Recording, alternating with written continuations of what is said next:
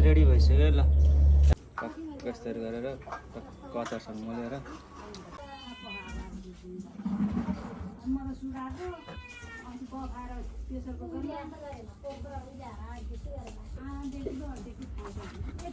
आज चाहिँ चप्पल लाएर पर्क अलिकति छ करेन्ट नुडल छ स्पाइसीवाला चट्ट बनाउँदैछौँ है त काको बालेर भित्र किचनमा बनाउनु भन्न हार मम्मीले मारिहाल्छ होइन त्यही भएर झप्प लाएर बाहिर आगो फुकेर होइन चट्टा लाएर बनाउँदैछौँ किचनमा बनाउनु हुन्न अरे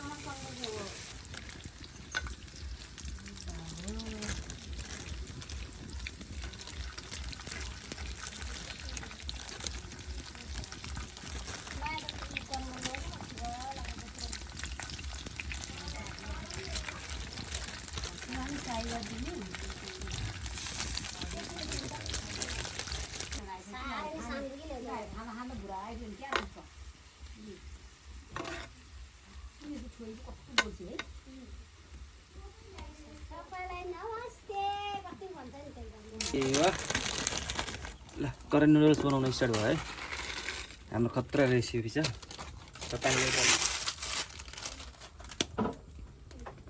फ्रिजमा राखिदिनु भएको छ अहिले जरुर छ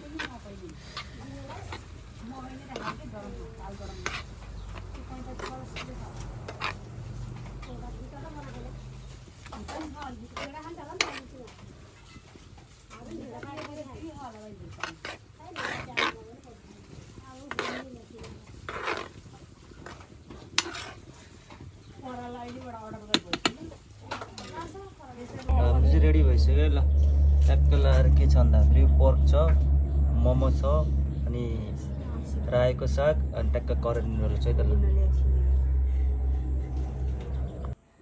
नमस्ते मेरो नाम सनी गुरुङ आज हामी चाहिँ देवर र भाउजू मिलेर current noodles pork momo and कोकको साथमा थोरै रमाइलो गफगाफको साथै ल च्यालेन्ज भएन त्यस्तो विधि च्यालेन्ज पनि होइन होइन यतिकै रमाइलोको साथ एउटा भिडियो बनाऊँ भनेर यसो जोसेको मात्र है ल मेरो नाम एर्मेया गुरुङ आज हामी देवर भाउजू चाहिँ करेन्ट चाउचाउ मोमो साग अनि बुङ्गुरको मासु अनि खाँदैछौँ हल्का गफगाफ गरेर हेलो गाइज अब चाहिँ हामी खाना सुरु गर्छ है ल भाउजू सुरु गरौँ है त ल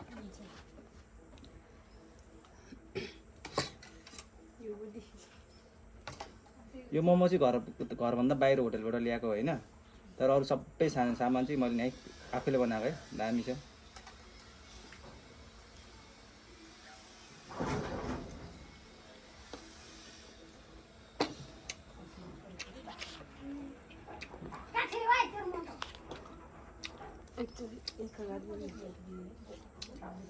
मोमो पनि दामी छ है। भाउजू तपाईँलाई कस्तो लाग्यो मोमो? एकदम मिठो। पोहोरको पाला आउँछ मैले बनाएको है।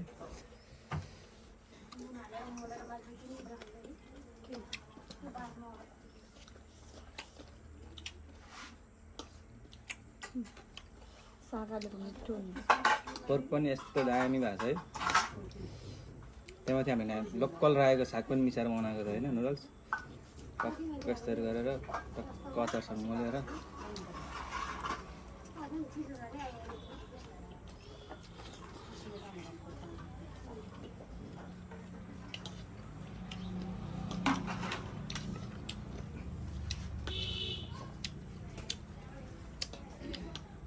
दामी भएको छ। भिआइपी होटलभन्दा कम चाहिँ छैन है फेरि।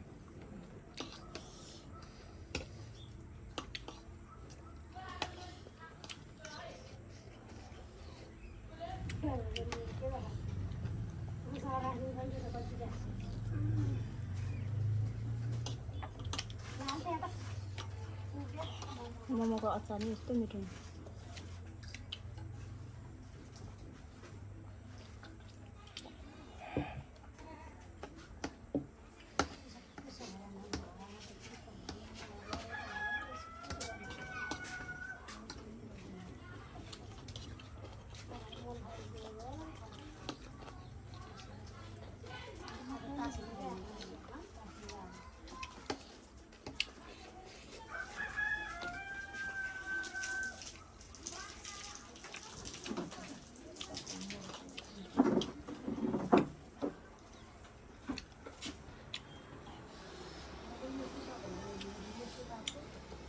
बुङ्गोको मासु यस्तो मिठो हुँदैछ जस्तो। तपाईँहरू पनि इन्जोय गर्नु है। हेरेर मुख मात्र रसाउने होइन, लाइक सेयर एन्ड सब्सक्राइब पनि गर्नु नबिर्सिनु है।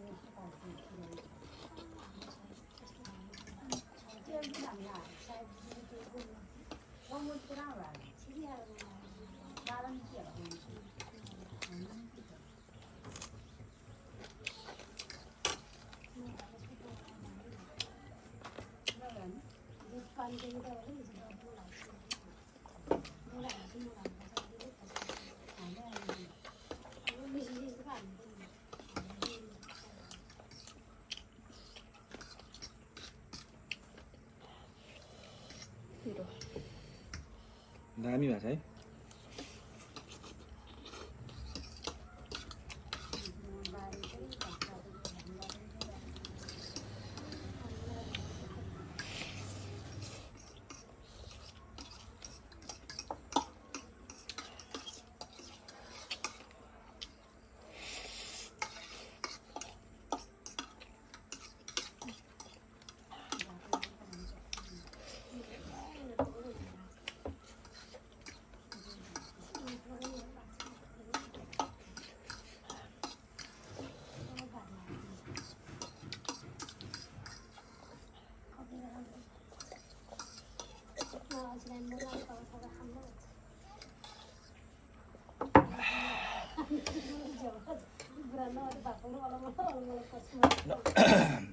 मेरो भाउजूको चाहिँ आज करेन्ट चौचौ र बुङ्गुरो मासुको च्याट्टा लाएर सानो मिठो भ्लग बनाउने प्लान थियो होइन, त्यो पनि सक्सेसफुल भइसकेको छ। तपाईँहरू अहिलेसम्म हेरिदिनु भएको र साथ दिनुभएकोमा धेरै धेरै धन्यवाद। र भिडियोलाई please like, share and subscribe गर्न चाहिँ नबिर्सिनु होला।